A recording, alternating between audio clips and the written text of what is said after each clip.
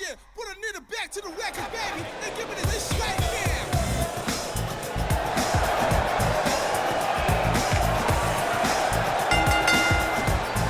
The following contest is a steel cage match. Making his way to the ring from Pangea, weighing in at 325 pounds, the immovable object.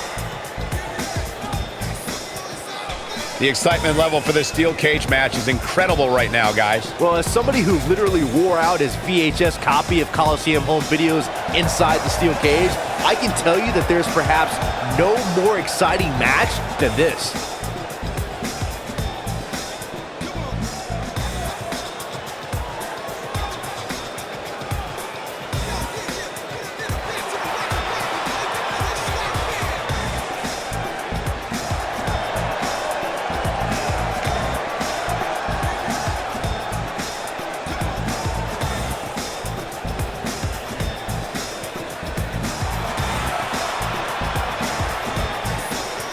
And his opponent, from New York, weighing in at 255 pounds, Bob Ross.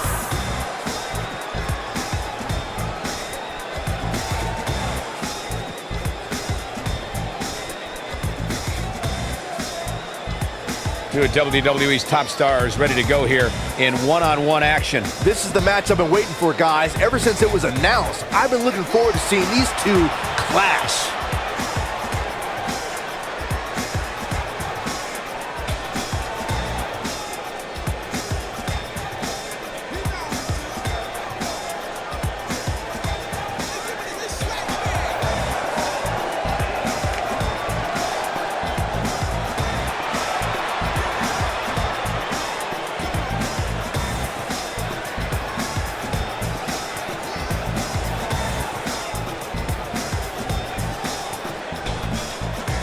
This should be an incredible matchup. I mean, both men have extensive offensive repertoires, lasting endurance, and an insatiable appetite to be number one.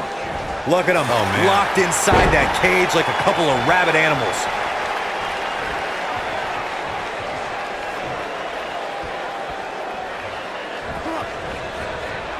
It's safe to say he had his opponent well scouted there. Brilliant analysis, Saxton.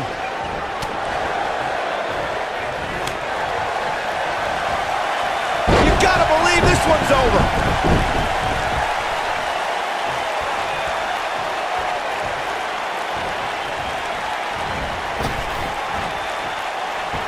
According to historians, the twisted metal that we see as part of steel cages today dates back. Here he goes. Is he done?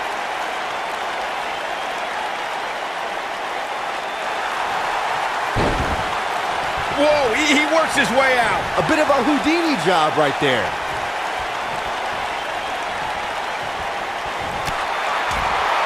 Corey, you gave us an impressive history of the origins of the steel cage match. I'd like to point out to our viewers that from the 1960s to the mid-1980s, chain link fences were used to enclose the ring for WWE. He's looking at it. He's not looking like himself here, but we all know that he isn't afraid of a good fight, which is what we're seeing here. And he escapes the submission. And good thing, that could have been disastrous.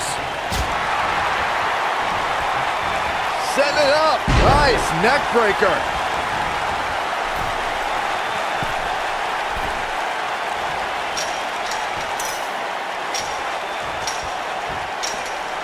The steel cage is a massive enclosure that stands 15 feet in height.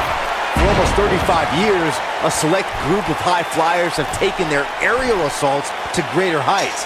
And when I say that, I mean superstars climb to the top of the steel cage, the real high-rent district, and dive off onto their opponent. And that all started with one man in October of 1983, Jimmy Superfly Snuka. To your point earlier, Byron, we've definitely seen some unbelievable attacks be launched from the top of the steel cage. And you mentioned the most iconic, the steel cage match for the Intercontinental Championship that saw Jimmy Superfly Snuka clash against bitter rival, the magnificent Morocco. There's no denying that Superfly set the bar. You look over the years to people like Jeff and Matt Hardy. Oh, shot right to the stomach. Oh, backing it up there. Oh, you know that hurt. This is all but over. Going for the cover. Not enough to end this one. Yeah, it's going to take more than that. There's a certain feeling that comes over the combatants in a steel cage match once they hear the door close and see the official lock it. A superstar must know that their body is going to be thrown against the steel, that their face will most likely be raked across the cage, and that anything is legal in this environment. Beautiful technique. He might have it. He's stumbling some now. You spoke about this earlier, Corey. It's crucial for a WWE. Oh, and he slips out. Wow, looked to me like he had it locked in pretty good. I guess not.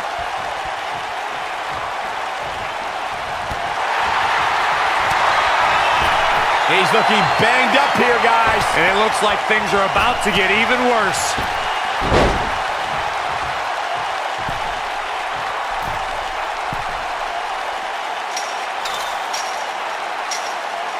The brutality and viciousness of this type of match is unparalleled.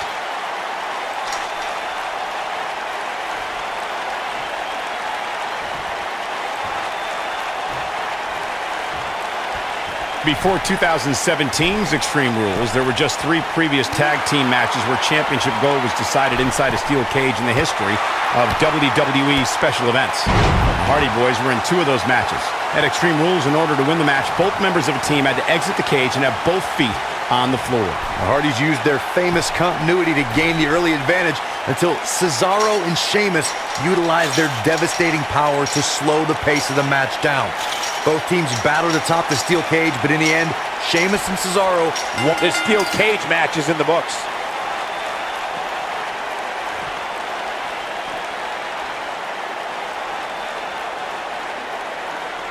Now let's take a look back at some of the great action.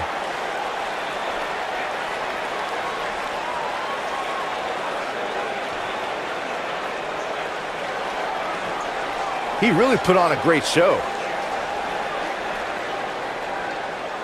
Here is your winner, Bob Ross. That's an impressive win right there. That's the kind of win that makes you feel good about yourself. I think Boston is stunned by the outcome here, guys.